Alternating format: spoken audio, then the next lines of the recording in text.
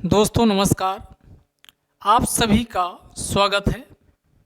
और आज हम इस वीडियो में अभी यूपी पीएससी का जो माइंस ऑफिसर का पेपर हुआ उसका ऑफिशियल आंसर की से एनालिसिस देखेंगे, जिसमें 25 क्वेश्चन जीएस के और 25 क्वेश्चन हिंदी के पूछे गए, जो आगे एग्ज़ाम जो होने वाला है, चाहे वो आरओ एआरओ हो या फिर पीसीएस का या फिर खंड शिक्षा अधिकारी का क्यों ना हो, क्योंकि क्वेश्चन रिपीट होता है और पिछले भी पीसीएस में रिपीट हुए, जहां एक एक दो दो नंबर से प्री क्वालिफाई करना मुश्किल हो जाता है। अगर हम ऐसे 2-3 क्वेश्चन पहले से पता हों कि ये, तो उसमें 1 घंटा 15 मिनट समय दे करके जो क्वेश्चन ट्रेंड है उसको भी हम देखेंगे कि क्या पूछा जा रहा। तो अभी तक अगर चैनल को आपने सब्सक्राइब नहीं किया, सब्सक्राइब कर लीजिए। आप लोग अगर कहने पे सब्सक्राइब करिए तो बेकार है आपका। और साथ में इसमें जो प्रीवियस ईयर के क्वेश्चन, आप पिछले 1 सालों का जो आयोग या आसपास के जो अन्य पीसीएस के एग्जाम हुए उसके क्वेश्चन देखने चाहिए, क्योंकि क्वेश्चन रिपीट होता है। किसी दूसरे एग्जाम का उठा के किसी दूसरे में पूछ लिया जाता है। आप कहेंगे इतने पेपर हमको मिलेंगे कहाँ, तो आपको कुछ नहीं, learning by AP sir YouTube channel, इसी यूट्यूब चैनल पे आपकी एक प्लेलिस्ट बना दी गई है, इंपॉर्टेंट वीडियो फॉर 2023-24 एग्जाम। जैसे पीसीएस, खंड शिक्षा अधिकारी, आरओ एआरओ या अन्य कोई भी एग्जाम है, तो उस प्लेलिस्ट को आप फॉलो कर लीजिए। सारे पेपर विद ऑफिशियल आंसर की के साथ उसमें बताया गया है, तो उसमें कोई डाउट वाला सवाल भी उत्पन्न नहीं होता। तो आज हम इस पेपर का इसमें डिस्कशन देखेंगे। तो आइए शुरू कर लेते हैं। आपके सामने पहला क्वेश्चन नज़र आ रहा होगा कि निम्न में से किसने कुतुबुद्दीन ऐबक को सुल्तान की पदवी प्रदान की थी। कुतुबुद्दीन ऐबक, तो इसमें कुतुबुद्दीन ऐबक को पूछ रहा है कि कुतुबुद्दीन ऐबक को सुल्तान की पदवी किसके द्वारा प्रदान की गई थी। तो इसका सही जवाब क्या हो जाएगा, गयासुद्दीन मोहम्मद। गयासुद्दीन मोहम्मद। अगले क्वेश्चन की ओर चलते हैं। अगला क्वेश्चन है, भारत में कृषि जनगणना कितने वर्षों पे होती है। तो यहाँ पर क्या पूछा जा रहा कि कृषि जनगणना कितने वर्षों पर होती है। तो भारत में ध्यान दीजिएगा, कृषि जनगणना प्रत्येक 5 साल पे होती है। कितनी? प्रत्येक 5 साल पे होती है। तो कृषि जनगणना कितने? 5 साल। लेकिन हम लोगों की जनसंख्या वाली ये जनगणना पूछा जाए तो ये कितनी? ये 10 सालों पे होती है। सबसे पहले कब हुई थी? 1872 में। किसका काल था? मेयो का था। लेकिन नियमित जनगणना पूछा जाए, नियमित जनगणना, तो नियमित जनगणना ये कब से शुरू हुई? 1881 से हुई। और 81 ये किसका काल था? लॉर्ड रिपन का काल था। पहली बार जनगणना कहाँ हुई थी? तो ये ध्यान दीजिएगा, स्वीडन में हुई थी, 1749 में हुई थी। लेकिन नियमित रूप से पहली बार जनगणना कहाँ हुई थी? तो ये नियमित रूप से जनगणना 1790 में कहाँ से शुरू हुई? अमेरिका से शुरू हुई। तो इतनी चीज़ें आपको और ध्यान रखना चाहिए। जनगणना पे आपको वीडियो मिल जाएगा अलग से, बहुत जल्द वीडियो आपको मिलने वाला है। बात समझ में आई? तो ये 5 सालों पर कृषि जनगणना की जाती है। अगला, उत्तर प्रदेश में वैष्णववाद के सनकादी संप्रदाय। अब इसमें देखिए, जो भी इतिहास, जो भी पॉलिटी एग्जामिनर के द्वारा यूपी को फोकस करके पूछा जा रहा है, तो यूपी के जो भी समाज सुधारक हुए, जो भी दार्शनिक हुए, उनका आपको, या यूपी में जो शाखाएं खुली, उनको अच्छे से पता होना चाहिए। अब आपकी सनकादी संप्रदाय का संस्थापक कौन था उत्तर प्रदेश में? तो ये निम्बार्क, जिसे निम्बकाचार्य के नाम से भी जाना जाता। तो आज हम सारी चीज़ें बता देते हैं। तो ये आपका ध्यान दीजिएगा, ये भारत है, तो ये केरल, और इधर तमिलनाडु। तो केरल में एक शुरुआत में, यानी यहाँ दक्षिण भारत से भक्ति उपजी। एक आप सुने होंगे, भक्ति द्रविड़ भक्ति उपजी दक्षिण में लाए उत्तर भारत में इसको रामानंद ने लाया, और कबीरदास जी के द्वारा आगे इसका पूरे विश्व में प्रचार प्रसार किया जाता है। तो यहाँ केरल में एक दार्शनिक होते हैं, समाज सुधारक, जिनका नाम क्या है? शंकराचार्य। कहते नहीं, शंकराचार्य बन रहे हो, तो ये शंकराचार्य के द्वारा जो दर्शन दिया गया, इसी को कहा जाता है अद्वैतवाद। जैसे अभी हम मानते हैं कि हमारा शरीर और दूसरा भगवान, ये 2 अलग अलग चीज़ें हैं, लेकिन शंकराचार्य का मानना था कि आत्मा परमात्मा दोनों अलग नहीं, एक ही चीज है, दोनों में कोई अंतर नहीं है। अहम ब्रह्मास्मि, मैं ही ब्रह्म हूँ का वकालत कौन करते थे? तो ये शंकराचार्य के द्वारा किया जाता था। यानी आत्मा परमात्मा यानी मनुष्य और जो परलोक जिसको हम देख नहीं पा रहे हैं, कोई अदृश्य जो ईश्वर है, वो दोनों एक ही चीज हैं, दोनों अलग नहीं है, और इसी को अद्वैतवाद के नाम से जाना गया। और ध्यान दीजिएगा, दक्षिण भारत में जो भक्ति आंदोलन की दो शाखाएं साथ में चल रही थी, एक चल रही थी जिसे अलवार के नाम से जाना गया, और दूसरी शाखा चल रही थी जिसे नयनार के नाम से जाना गया।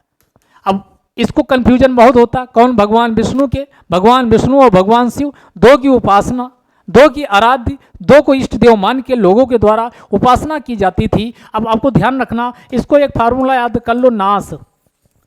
भगवान शिव से जो टक्कर लेता है उसको क्या डमरू बजा के उसका सत्यानाश करते हैं। और यहाँ सत्यानाश का मतलब क्या हुआ, यहाँ यानी नयनार शिव के उपासक हैं। तो यहाँ नाश से आपका तुरंत दिमाग में आ जाएगा, कभी कंफ्यूज नहीं होंगे।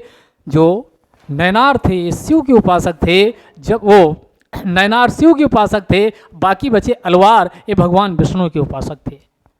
तो इन्हीं शंकराचार्य के द्वारा जो अद्वैतवाद का दर्शन दिया जा रहा था, इसी के विरोध में इनके शिष्य जो तमिलनाडु से ताल्लुक रखते थे, उनका नाम था रामानुजाचार्य। रामानुजाचार्य, रामानुज इनका नाम था। इनके द्वारा ये कहा गया कि आत्मा परमात्मा दोनों एक चीज नहीं है। परमात्मा हमेशा विशिष्ट है, और इसीलिए इनका दर्शन कहलाया विशिष्ट अद्वैतवाद। यानी उसका अंग है, अंगी अंशी और अंश का संबंध है। आत्मा और परमात्मा, आत्मा अंशी अंश है और परमात्मा क्या है, अंशी अंश का संबंध है। यानी एक अंशी है और एक उसका अंश है। परमात्मा अंश है और अंशी कौन है, यानी होल। जैसे हमारा पूरा शरीर कई अंगों से मिलकर बना हुआ है, तो पूरा शरीर क्या है। लेकिन सब कहा गया कि आप मोक्ष की प्राप्ति आप करना चाहते हो, तो आपको ईश्वर के प्रति पूर्ण समर्पण भाव, फुल डेडिकेटेड हो करके भक्ति करना होगा। और भक्ति अगर बराबरी का दर्जा, चूंकि इसके पहले शंकराचार्य ने बराबरी का दर्जा दे दिया था, तो बराबरी का दर्जा देने का मतलब ही था कि भक्ति हो ही नहीं सकती। और भक्ति होने के लिए क्या चाहिए, पूर्ण समर्पण का भाव। और जब पूर्ण समर्पण का भाव होगा तो बराबरी होगी नहीं। तो इसमें इन्होंने कहा कि मोक्ष तभी मिल सकता है जब भक्ति की जाए तन मन से, पूरे पूर्ण मनोयोग के साथ। तो ये इनका दर्शन कहलाया रामानुजाचार्य का विशिष्ट अद्वैतवाद। इसी को विशिष्ट अद्वैतवाद के नाम से जाना जाता है। किस नाम से जाना जाता, विशिष्ट अद्वैतवाद के नाम से जाना जाता। तो ये दो दर्शन आपकी समझ में आ चुके होंगे, एक अद्वैतवाद, एक विशिष्ट अद्वैतवाद। हमने कहा यही जो दक्षिण भारत में, ध्यान दीजिएगा, रामानुजाचार्य किसकी उपासना कर रहे हैं, विष्णु की। और विष्णु के उपासक क्या कहलाते थे, तो हमने अभी कहा अलवार। अलवार संत भगवान विष्णु के उपासक थे। और यही भक्ति जब उत्तर भारत में आएगी तो इसको रामानंद लेके आएंगे, और रामानंद ने उत्तर भारत में इसको प्रकट करेंगे। भक्ति द्रविण उपजी, लाए रामानंद, प्रकट किया कबीर ने, तो पूरे विश्व में इसको कबीर फैलाने का क्या करेंगे, प्रयास करेंगे। तो कबीर के द्वारा ये सब किसके हैं, वैष्णव संप्रदाय के हैं। तो ये ध्यान दीजिएगा, तो ये उत्तर भारत में इसी को रामानंद और कबीर तक आप इसको इंटरलिंक करिएगा। लेकिन इसी के साथ यहाँ ये कर्नाटक वाले क्षेत्र में एक और आदमी आएगा जो इन दोनों से बिल्कुल आत्मा परमात्मा में अलगाव करेगा और कहेगा कि दोनों में बिल्कुल अलगाव है, पृथक, यानी पृथक सेपरेट करके देखेगा। उसका नाम है, अब समझिएगा, इसको आप नींबू से आपको याद करवा रहे हैं। नींबू को मध्य से दो फांके बना दो तो ये क्या बन जाएगा, मध्य से किए तो मध्वाचार। और मध्वाचार का दर्शन किस नाम से जाना जाता है, तो माधवाचार का दर्शन एक कहलाता है द्वैतवाद। तो ये द्वैतवाद माधवाचार हो गया। हमने कहा इसको चार फांके बना दो। अब जो आपका नाम यहाँ सनकादि संप्रदाय निम्बकाचार आ जाएगा, तो चार से यानी दो दो मिलाओगे तो द्वैता द्वैतवाद, द्वैता द्वैतवाद। ये दर्शन किसके द्वारा दिया गया, निम्बकाचार के द्वारा। नींबू को चार फांके में बांटे तो निम्बकाचार, और इसी से क्या निकला, इसी को सनकादि संप्रदाय के नाम से भी जाना जाता है।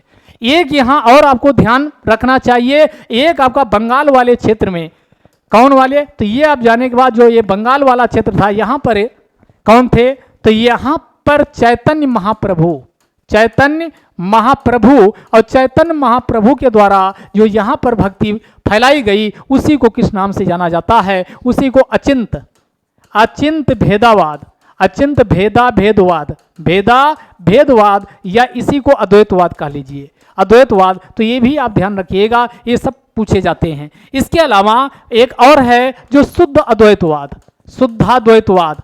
शुद्धाद्वैतवाद पूछा जाए तो शुद्धाद्वैतवाद ये किसका है? वल्लभाचार्य का, वल्लभाचार्य का। तो ये शुद्धाद्वैतवाद ये वल्लभाचार्य का है। तो सारा का सारा हमने आपको बता दिया। अब यहाँ रामानुज का इंपॉर्टेंस इतना है, यूपीएससी का पेपर उठा के देखिए 2022 पूछा गया।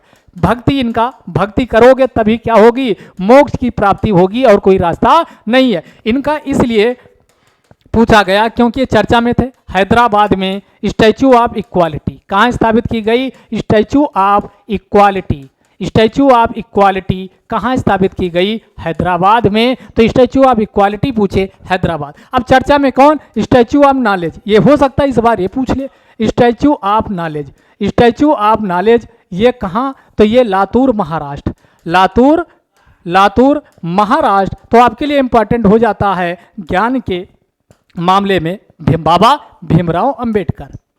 बाबा भीमराव अंबेडकर की जो प्रतिमा है ये कहाँ इसका अनावरण हुआ? तो ये महाराष्ट्र के लातूर में अनावरण किया गया। तो इस बार के लिए अंबेडकर साहब इंपॉर्टेंट हैं। दूसरा एक चीज़ और, आपका स्टैचू ऑफ लिबर्टी तो आप जानते हो, उसमें बताने की जरूरत नहीं। ये आपकी स्टैचू ऑफ लिबर्टी गुजरात में स्थापित है, केवड़िया गुजरात में। सरदार वल्लभ भाई पटेल की विश्व की कौन 182 मीटर इसकी ऊंचाई है। तो ये सब आपको पता ही होगा। इसके बाद आपका एक और statue of equality, statue of justice, statue of justice, statue of prosperity भी ध्यान दीजिएगा। स्टैचू ऑफ प्रॉस्पेरिटी, प्रॉस्पेरिटी भी अब चर्चा में है। तो स्टैचू ऑफ प्रॉस्पेरिटी भी पूछा जा सकता है। स्टैचू ऑफ प्रॉस्पेरिटी ये कहाँ?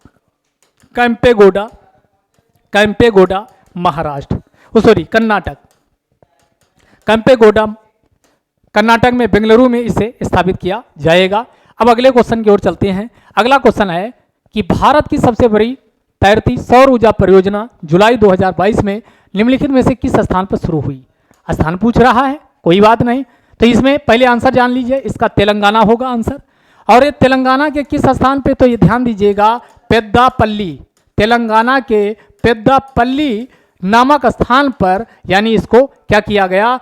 पेद्दापल्ली जिले में इसे स्थापित किया गया। इसकी कैपेसिटी 447 मेगावाट है और ये किस पे है? Ramagundam, Ramagundam, Ramagundam solar power plant के नाम से इसे जाना गया। तो ये तेलंगाना में। इसी प्रकार की दो और हैं जो आपको पता होनी चाहिए। और ये ध्यान दीजिएगा कि इसी प्रकार की दो जो अन्य हैं वो आपकी कौन सी हैं? तो एक है आपकी कौन? आंध्र प्रदेश। और आंध्र प्रदेश का कौन सा स्थान है? तो आंध्र प्रदेश का स्थान ध्यान दीजिएगा, विशाखापत्तनम। और विशाखापत्तनम में जो सोलर पावर प्लांट तैरता हुआ स्थापित किया गया उसी का नाम है समहाद्री। क्या नाम है? समहाद्री। कौन? समहाद्री। तो ये कहाँ है? ये आपका विशाखापत्तनम आंध्र प्रदेश का। इसी प्रकार का कायमकुलम, कायमकुलम ये कहाँ? तो ये इसी प्रकार का कायमकुलम केरल में भी सोलर पावर प्लांट को स्थापित किया गया है। लेकिन इनकी सबसे लार्जेस्ट पूछा जाए तो यही तेलंगाना वाली है। तो इसका आंसर क्या हो जाएगा? यानी सी। अगला है यंग बंगाल आंदोलन के प्रणेता कौन थे? ये पूछ रहा। तो 1826 में बंगाल से एक आंदोलन चलता है जिसे किस नाम से जाना जाता? हेनियन लुई विवियन डेरिजियो। और सेम क्वेश्चन आप देखोगे यूपीएससी मेंस में पूछा गया। तो टॉपिक क्या होते हैं? बहुत सारे ओवरलैप करते क्वेश्चन एग्जाम में आता है। तो इनके द्वारा यानी बंगाल से 1826 में कौन? यंग बंगाल आंदोलन का नेतृत्व हेनरी विवियन डेरिजियो के द्वारा किया जाता। देवेंद्रनाथ टैगोर आया तो ये 1839 में। इनका तत्वदेव यानी कौन? देवेंद्रनाथ टैगोर के द्वारा कौन सी? तो ये कौन सी? तत्वबोधिनी सभा। कौन सी? तत्वबोधिनी सभा पूछा जाए तो ये तत्वबोधिनी सभा की स्थापना ये करते हैं। ठीक। राजा राम मोहन राय बहुत काम है, लेकिन इनका आप 1828 में ब्रह्म समाज, ये कैसे भूल सकते हो। तो इसमें जितने भी ऑप्शन दिए जाते हैं उनका आप अच्छे से सर्च कर लीजिए। केशव चंद्र सेन बताइएगा कौन से ब्रह्म समाज और कब अलग हो करके ये स्थापना किए थे। अगले क्वेश्चन की ओर चलते हैं। भारतीय संविधान के किस अनुच्छेद में लोक सेवा आयोग के सदस्य व अध्यक्ष को हटाए जाने का उल्लेख किया गया है। तो ये क्या है, 17 मतलब इनका सफाया 17 से सफाया, तो ये अनुच्छेद 317। ये आपको ऐसे जब तक आप ये आर्टिकल आप देखेंगे पहली बार अचानक पूछेगा तो आपको एक कठिन लगेगा। इसीलिए अब यूपीपीएससी नए क्वेश्चन डिजाइन कर रहा है, नए नए आर्टिकल पूछ रहा,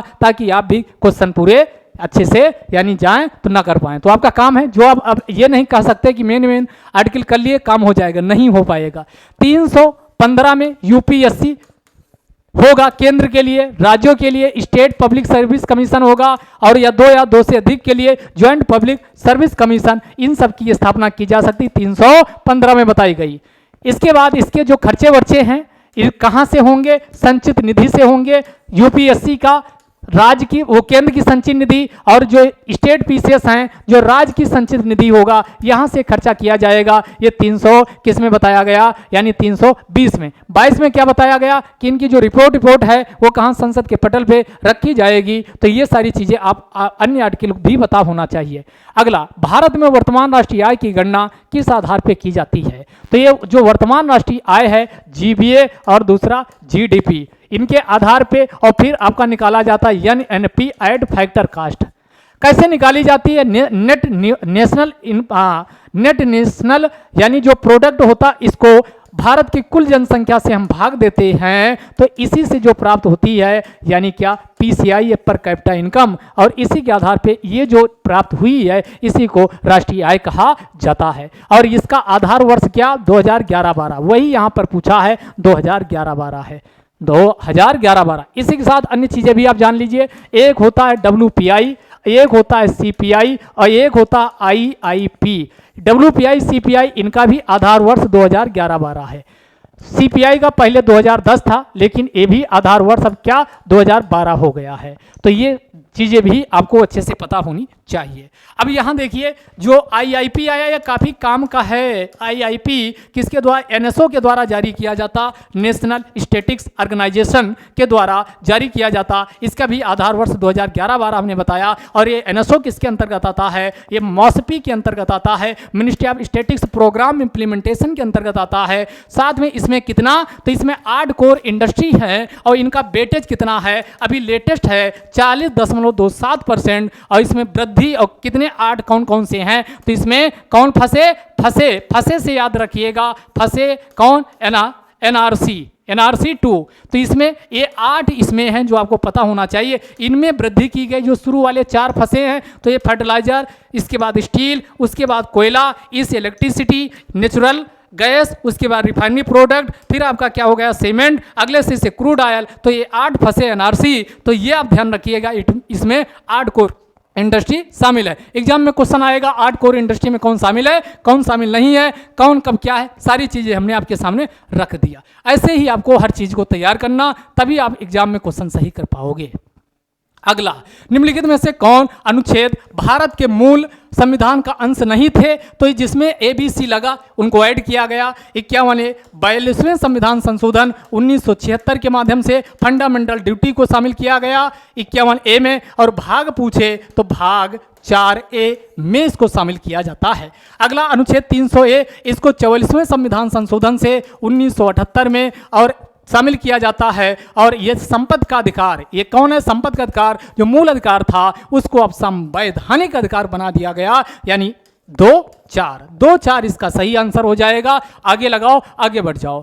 ठीक, अगला भाई आइए, 52 से तो राष्ट्रपति चालू हो जाता है, तो बाकी आर्टिकल पहले से थे। निम्नलिखित में से कौन सही सुमेलित नहीं है, कौन सही सुमेलित नहीं है, ब्राह्मण ग्रंथ ये गोपथ है बिल्कुल, संखायन अरण्यक सही है, निरुक्त वेदांग सही है, लेकिन ये जो उपनिषद है नहीं, तैतरीय ब्राह्मण ग्रंथ है। 70 यानी सा से हो गया सतपथ और ता से हो गया तैतरी, तैतरी ये किसके हैं? शतपथ यानी 70, ये ध्यान दीजिएगा। तो ये शतपथ और तैतरी ये ब्राह्मण ग्रंथ है, ना कि उपनिषद। तो ये दो वाला क्या हो जाएगा? गलत हो जाएगा। तो वेदों की उपनिषद और ब्राह्मण ये आपको पता होना चाहिए। वेद यूपीपीसीएस जो आयोग है उसके लिए या अन्य एग्जाम के लिए फेवरेट टॉपिक है। अगला कौन सा ही सुमेलित नहीं है, ये अगला वाला पूछ रहा है। अगला तो इसमें कौन हो गया? नदी, उनकी सहायक नदी दी हुई है। तो गोदावरी, बेनगंगा, बिल्कुल बात सही है। गोदावरी यानी बेनगंगा, तो ये गोदावरी की क्या है? बेनगंगा, ये सही है। कृष्णा, दूध गंगा, कृष्णा, दूध गंगा। तो आप ऐसे यार, दूध गंगा, दूध से दूध मक्खन कौन खाते? भगवान कृष्ण चुरा चुरा के खूब खाते थे। तो दूध गंगा किसका? ये कृष्णा से। और गोद में लेकर के बेन बजाते हुए, यानी कौन? जो माँ होती है अपने बच्चे को यानी बहुत सारा मनोरंजन करवाती है। तो ऐसे आप कोरिलेट कर सकते हो। कृष्णा की कौन हो गया? दूध गंगा। कृष्ण जी दूध मक्खन खाते थे और खिलाते भी थे। तो कृष्णा, दूध गंगा। गोदावरी, वैनगंगा, वैनगंगा। तो ये दूध गंगा वैनगंगा में बहुत कंफ्यूजन होता है। दूध गंगा कृष्णा की, कभी अब मत कंफ्यूज होइएगा। और वैनगंगा कौन है? तो वैनगंगा है गोदावरी। गोदावरी की सहायक नदी, कावेरी की हेमावती, तो नर्मदा की मांडी, गलत है। नर्मदा पे ध्यान दीजिएगा। कपिल धुआंधार, कपिल धारा और दुग्ध धारा जलप्रपात भी इसी पर स्थित हैं। अगला, पंखयुक्त पराग कर पाए जाते कहाँ? तो ये पाइनस में। किस में पाए जाते? पाइनस में पाए जाते हैं। इसको रट लीजिए, आगे भी ये रिपीट हो सकता है। अगला, अक्टूबर 1924 में हिंदुस्तान रिपब्लिक एसोसिएशन का गठन किया जाता है। कब? अक्टूबर 1924 में। अब इसकी कहानी समझिए तनिक, पहले आंसर जान लीजिए। उत्तर प्रदेश के पॉइंट ऑफ से पूछा गया तो एक कानपुर में स्थापित किया जाता। एक क्रांतिकारी संगठन के रूप में काम करता। इसकी नींव की बात करें तो 1923 में राम प्रसाद बिस्मिल, कौन? राम प्रसाद बिस्मिल को सलाह दी जाती है। किसके द्वारा? लाला हरदयाल, लाला हरदयाल के द्वारा। उसी के बाद ये ड्राफ्टिंग तैयार करते हैं। लेकिन इसकी स्थापना पूछा जाए तो इसकी स्थापना 1924 में होती है और सबसे पहले पूर्वी बंगाल में होती है। और पूर्वी बंगाल में सचिंद्र नाथ सान्याल व उनके सहयोगियों के द्वारा इसकी नींव रखी जाती है। बाद में इसमें और कौन शामिल हो जाते हैं? तो बाद में 1924 के ऑनवर्ड इसमें ट्रिपल आर ए याद रखिएगा। राजेंद्र लाहरी, रोशन सिंह और उसके बाद कौन हो गया? राम प्रसाद बिस्मिल, अशफाक उल्ला खां, ये भी शामिल हो जाते। और इन्हीं के द्वारा 1925 में क्या किया जाता? यानी काकोरी ट्रेन, अब एक्शन इसका नाम हो गया। पहले डकैती हुआ करता था, ये अंजाम दिया जाता है। क्या?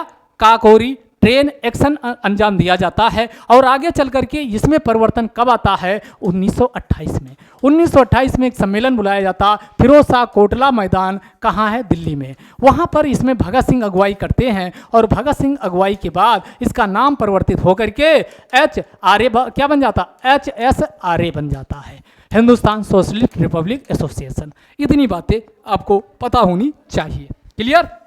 आगे आओ। भारत के निम्नलिखित कोयला खानों को पूर्व से पश्चिम क्रम में लगाना है।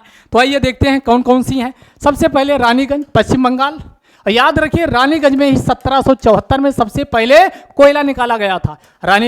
बोकारो कहाँ है? झारखंड में है, बोकारो झारखंड। विश्रामपुर कहाँ है? विश्रामपुर छत्तीसगढ़ में है, विश्रामपुर छत्तीसगढ़ में। आदिलाबाद कहाँ है? तेलंगाना, आदिलाबाद तेलंगाना। तो मानचित्र ड्रा कर लीजिए।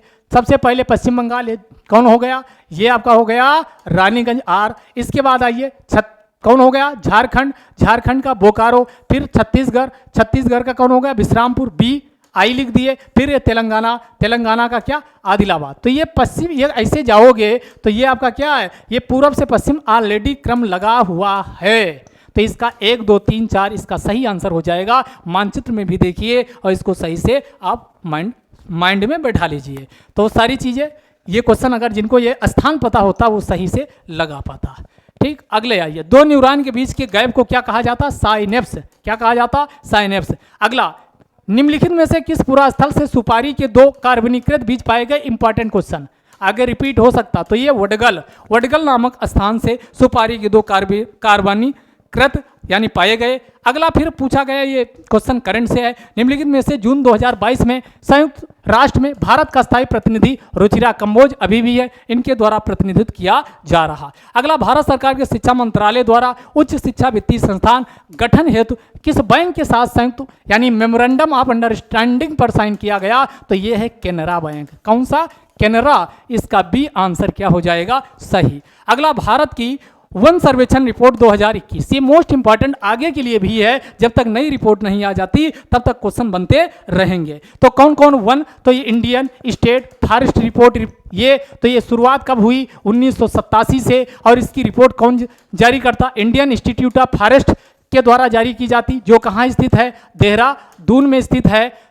अभी तक कितनी, तो ये 17 रिपोर्टें आ चुकी हैं। 17वीं वाली रिपोर्ट कब, 2021 में आई। अब इसमें सर्वाधिक वृद्धि का अरुणाचल नहीं, आंध्र प्रदेश में हुई, तो ये आंध्रा, ये पहला गलत हो गया। ये रिपोर्ट FRI नहीं, इंडियन इंस्टीट्यूट ऑफ फॉरेस्ट के द्वारा जारी की जाती, ये भी गलत। तो ना तो एक ना तो दो, तो ये तो क्वेश्चन रहा। अब अन्य चीज़ें क्या पता होना चाहिए, इस रिपोर्ट में सर्वाधिक जो परसेंटेज वाइज और क्षेत्रफल वाइज, दो तरीके से आपको ध्यान रखना। सबसे ज़्यादा क्षेत्रफल MP है, दूसरे पे कौन है, अरुणाचल, दूसरे पे कौन, अरुणाचल है। तीसरे पे MP से अलग हुआ छत्तीसगढ़ है। चौथा पूछा जाए तो कौन है, ओडिशा। तो ये 4 टॉप ये। इसके बाद परसेंटेज वाइज आ जाए तो आपको क्या, मियाँ, क्या याद रखना, मियाँ मेमना, मियाँ मेमना। तो मियाँ से क्या हो जाएगा, मिजोरम हो जाएगा। ए से आपका क्या हो जाएगा, अरुणाचल प्रदेश हो जाएगा। मे से क्या हो जाएगा, मेघालय हो जाएगा। अगला मा से क्या हो जाएगा, मणिपुर हो जाएगा। अगला ना से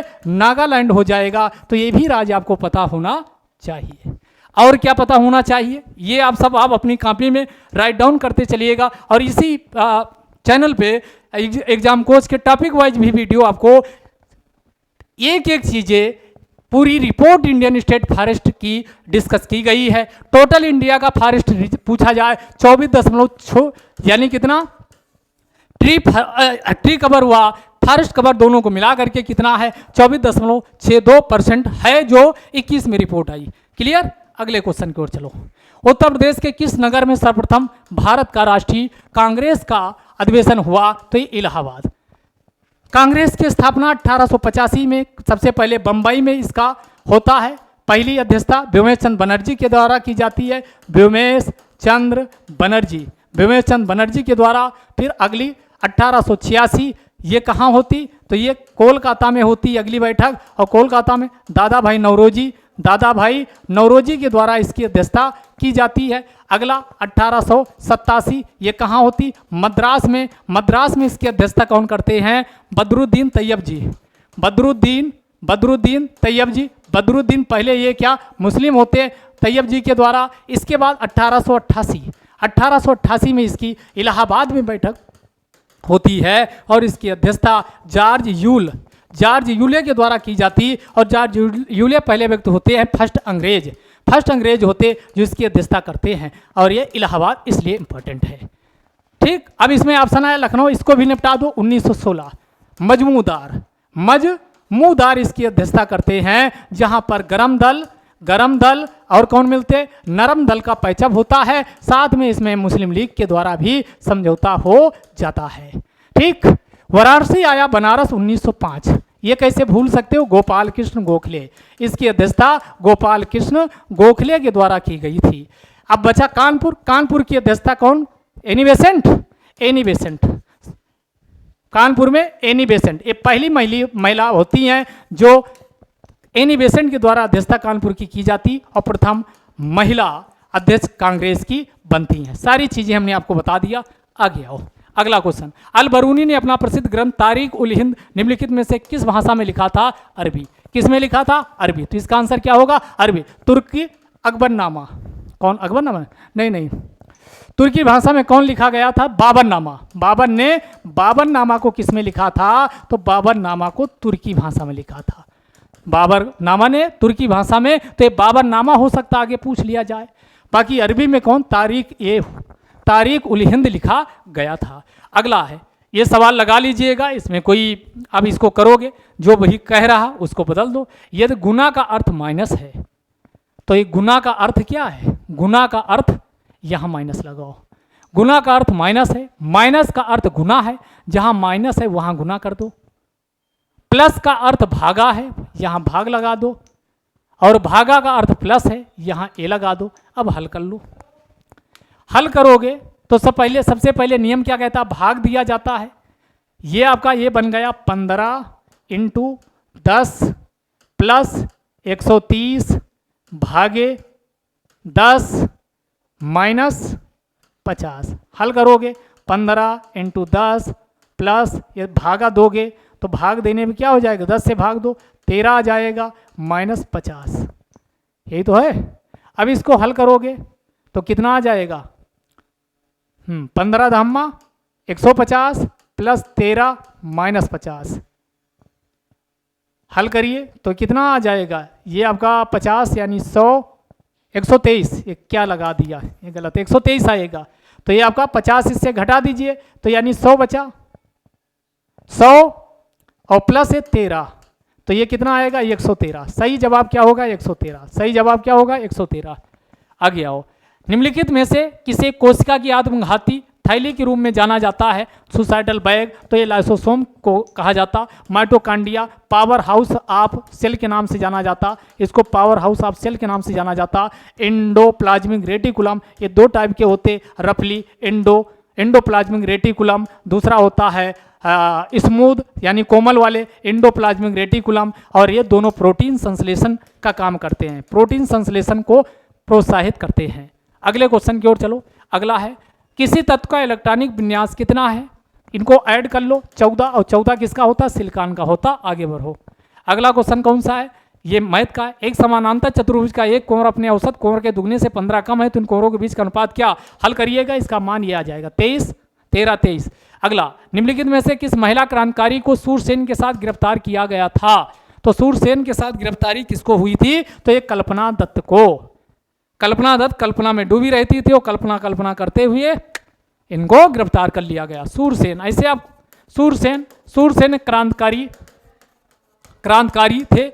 इनके द्वारा चटगांव शस्त्रागार का नाम जरूर सुना होगा, चटगांव शस्त्रागार। और चटगांव शस्त्रागार और सोशियोलॉजिस्ट नामक पुस्तक भी इनके द्वारा लिखी गई, ये भी आपको पता होना चाहिए।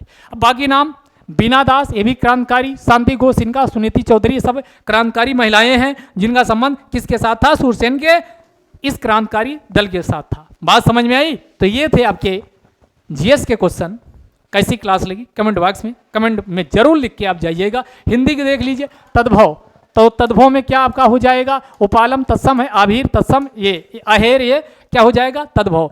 किस शब्द की वर्तनी शुद्ध है, तो ये कर्पूर की वर्तनी सही है। आगे आइए। कुरंग का पर्यायवाची किसको बोलते हैं, कुरंग, तो ये हिरन को बोलते हैं। आगे आइए। अगला, सेना का पर्यायवाची कौन नहीं है, तो सेना का इसमें निकन नहीं है। बाकी कौन है, तो बाकी है अनि भी है। सेना का याद कर लीजिए, अनि भी है, कटक भी है, अनि कटक बरूथ, ये किसके, सेना के पर्यायवाची हैं। अगला, कौन विशेषण से बना है, तो सेना, और सेना संज्ञा है और इससे क्या बनता, सैनिक बनता, सेना से सैनिक, तो इसका आंसर क्या हो जाएगा, डी वाला। अगले क्वेश्चन की ओर चलते हैं। इसमें दाल भात में मूसर चंद का मतलब बीच में दखल देने वाला। निम्नलिखित में से कामचोर में से कौन, काम से चोरी करना, तो अलगाव का भाग आए तो अपादान, अलगाव में अपादान, तो अपादान तत्पुरुष इसमें हो जाएगा। अगला, जो मापा जा सके उसको अप्रमेय कहा जाता है। अगला, निम्नलिखित में से कौन, जो मापा ना जा सके अप्रमेय, कौन सा स्थान बोधक, जगह, क्षेत्र विशेष की बोध करे, तो इसमें कौन, क्षेत्र, ये है, देशी है, पूर्वी है, सुडौल ये नहीं है, तो इसका आंसर ए वाला। निम्नलिखित में से कौन, आमा का तत्सम रूप आपाक होता। अगला, कौन उपकार, जो किए गए उपकार को ना मानता हो उसको कृतज्ञ बोलते हैं, जो मानता हो कृतज्ञ, और जो ना मानता हो इसको कृतज्ञ। चंद्रिका का चांदनी। चादर से बाहर पैर पसारने का मतलब हुआ आमदनी से ज्यादा खर्चा करना। जिसका पति विदेश गया हो प्रोसित पतिका, और जिसका पति विदेश से आने वाला हो आगत पतिका, आया हो आगत पतिका, आने की संभावना हो तो क्या हो जाएगा, आगत पतिका, आने वाला हो तो आगत पतिका, और जो गया हो तो प्रोसित पतिका। अगला, इनमें से कर्मधारय समास का उपयुक्त उदाहरण कौन सा है, तो यह नील लोहित ही क्या है, कर्मधारय समास का उदाहरण है। किस एक शब्द में उपसर्ग का प्रयोग नहीं हुआ, तो इसमें कु उपसर्ग, यहाँ कु ठाव, यहाँ कुचक, लेकिन कुआं में कोई उपसर्ग का प्रयोग नहीं हुआ। अभिज्ञ का अनभिज्ञ, अभिज्ञ का विलोम क्या हो जाएगा, अनभिज्ञ। इनमें से पक्षी का पर्यायवाची कौन सा नहीं है, हिरण्य नहीं है, यह हिरण्य किसका है, पर्यायवाची सोना का है। शकुंत है, सपतुंग है, शकुनी है, ये पक्षी की है। तो ये किसके है? पक्षी के है। आगे आइए, निम्नलिखित में से किस शब्द की वर्तनी बिल्कुल सही है? तो अंतर्ध्यान नहीं, अंतर्धान होता है, अंतर्धान। सन्यासी में बिंदी नहीं है तो सन्यासी में बिंदी लगाइए। अहल्या नहीं, आहल्या नहीं, अहिल्या नहीं, अहल्या होता है। अगला, मैं केवल इतना चाहता हूं, ये बिल्कुल सही वाक्य है। आगे आइए, अगला है कि झूठा दिखावा करना, शायद इसमें छिप गया है। इनमें से दांत उखड़ना मुहावरे का अर्थ क्या है? बहुत कठोर दंड देना। दांत उखाड़ना का मतलब हुआ किसी को बहुत कठोर दंड देना। अनुशासन में प्रयुक्त उपसर्ग क्या है? तो इसमें अनु है। वो अनुशासन में कौन है? अनु। आगे आइए, दुर्बल का विलोम शब्द कौन है? दुर्बल का विलोम क्या होता है? सबल। दुर्बल का सबल होता है। यद्यप में कौन सी? तो यद्यप में यदि प्लस अब बनेगा और यहाँ पर कौन? यंर संधि है। कौन सा? यंर संधि है यद्यप में। आगे आइए, अगला, चलो ये सारे क्वेश्चन हो गए, 50 क्वेश्चन हमने आपके सामने डिस्कस कर दिए। अब आपका काम है इनको अच्छे से दोहरा लीजिए और प्लेलिस्ट जो आपको बताया उसको फॉलो करते रहिए। जरूर एग्जाम में आपको बहुत ज़्यादा हेल्प मिलने वाली। जय हिंद, जय भारत।